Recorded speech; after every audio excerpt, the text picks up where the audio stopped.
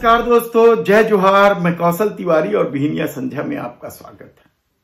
पीएगिरी करते हुए मंत्री बने प्रदेश सरकार के राजस्व मंत्री टंकराम वर्मा की मुसीबत क्या अब बढ़ते जा रही। तहसीलदार और पटवारियों के ट्रांसफर को लेकर लगे आरोप के बीच संघ की बैठक में भी उन्हें बुलाया गया था, जहां जमकर क्लास लेने की चर्चा तो है ही है। एक चर्चा तो यह भी है कि छत्तीसगढ़ के मुख्यमंत्री विष्णुदेव साय ने भी राजस्व मंत्री टंकराम वर्मा को इस पूरे मामले को लेकर जबरदस्त फटकार लगाई है और लोगों का तो यहां तक कहना है कि हवा में न उड़े, इस तरह की चेतावनी भी दी है। दूसरी तरफ तहसीलदारों और पटवारियों ने भीतर खाने से टंकराम वर्मा के खिलाफ मोर्चा खोल दिया है। टंकराम वर्मा को लेकर कई तरह के सवाल हैं। इन सवालों के बीच सबसे बड़ा विवाद तो तहसीलदारों और पटवारियों के तबादलों में लेन देन को लेकर है और यह आरोप किसी और ने नहीं, तहसीलदार संघ के अध्यक्ष नीलमणि दुबे ने लगाया था।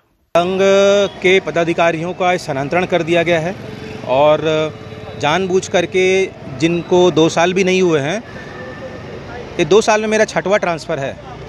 और हमारे सचिव जो हैं गुरुदत्त पंच भाई, वो 1 साल पहले दुर्ग में आए थे, उनको उठा के बलरामपुर कर दिए। हमारे प्रवक्ता पेखन टोंडरे को उठा करके सुकमा भेज दिए। संघ के पदाधिकारी अंजलि शर्मा जो कि एक्टिव थी, उनको जो है धमतरी भेज दिया गया। मतलब संघ के पदाधिकारियों को टारगेट किया गया है और बड़े पैमाने पे लेन देन से भी इनकार नहीं किया जा सकता, क्योंकि जिन्होंने मंत्री बंगले में अपना सर झुकाया है उनको मनचाहा जगह मिला है। जो पूर्व में भी रायपुर में थे वो फिर से रायपुर आ रहे हैं। जो पूर्व में दुर्ग भिलाई 3 में तहसीलदार था वो फिर से रायपुर आ गया। मतलब आप पैसे के लेन देन से इनकार नहीं कर सकते। और कोई क्राइटेरिया बता दे ऐसा मंत्री महोदय जी कि 2 साल से ऊपर वाले का ट्रांसफ़र हुआ है या 3 साल से ऊपर वाले का हुआ है कि 1 साल के अंदर वाले का भी हम कर देंगे। ऐसा कोई नियम तो होगा। शासन यदि नियम कायदा कानून ना माने तो फिर बड़ी विडंबना है। कैसे सुशासन आएगा? मतलब आप जो है केवल मीडिया में सुशासन सुशासन बोल के सुशासन का ढोल बजा के ढोल के अंदर पोल वाला काम है। इसके बाद नीलमणि दुबे को सस्पेंड कर दिया गया। तबादले को लेकर कई तरह के सवाल थे और इसे लेकर हाई कोर्ट का दरवाजा भी खटखटाया गया। हाई कोर्ट पहुंचने वाले 18 तहसीलदारों ने इस तबादला आदेश को यह कहकर चुनौती दी थी कि नियम विरुद्ध तबादला किया गया। जिन लोगों का प्रमोशन होना था उनका भी तबादला कर दिया गया।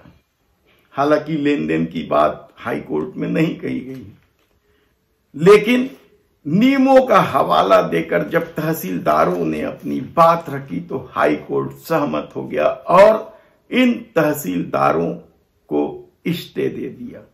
तबादला से पहले जिन क्षेत्रों में वे काम कर रहे थे वहीं बने रहेंगे।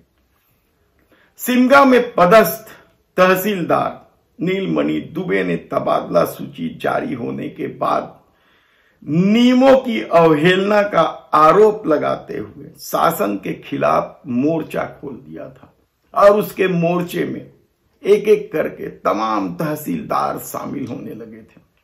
जो तहसीलदार कोर्ट का दरवाजा खटखटाने पहुंचे थे उनमें अभिषेक राठौर बिलासपुर, नीलमणि दुबे बलौदा बाजार, पोखन टोंडरे बलौदा बाजार, प्रेरणा सिंह रायपुर, राजकुमार साहू रायपुर, राकेश देवांगन रायपुर, जयेंद्र सिंह रायपुर, राजकुमार साहू रायपुर, प्रियंका जांजगीर चांपा, गुरुदत्त पंच भाई दुर्ग, सरिता मरड़िया बेमेतरा, दीपक चंद्राकर बालोद, विपिन बिहारी पटेल तिलदक, कमलावती बिलासपुर, माया अंचल बिलासपुर। ये माया अंचल वही तहसीलदार है बच्चों को जेल भेज देने की धमकी देते नजर आई थी जब हॉस्टल की परेशानियों को लेकर बच्चे सड़क पर उतरे थे। इसके अलावा दीपक चंद्राकर पलारी, कोर्ट ने इन सभी का तबादला आदेश पर स्थगन दे दिया है। दूसरी तरफ कहा जा रहा है कि राजनीतिक रूप से टंकराम वर्मा को लेकर बढ़ती शिकायत से विष्णुदेव साय भी हैरान और परेशान है। यही नहीं, इस पूरे खेल में जो नाम चर्चा में है या टंकराम वर्मा को जो संरक्षण दे रहे हैं, उनका नाम भी कम चौंकाने वाला नहीं है। कहा जा रहा है कि ओपी चौधरी टंकराम वर्मा को संरक्षण दे रहे हैं और ऐसी परिस्थिति में टंकराम वर्मा के नाम को लेकर भाजपा के भीतर भी दो फाड़ होने की खबरें अब सामने आने लगी हैं। टंकराम वर्मा इस मुसीबत से किस तरीके से निकलेंगे, यह तो बात का विषय है कि क्या उन्हें ओपी चौधरी बचा लेंगे। लेकिन दूसरी तरफ इस पूरे घटनाक्रम को लेकर जिस तरीके से राजस्व विभाग के अधिकारियों में रोष व्याप्त है सरकार के प्रति, वह भी कम चौंकाने वाला नहीं है और आने वाले दिनों में सरकार को कई तरह की दिक्कतों का सामना करना पड़ सकता है। धन्यवाद।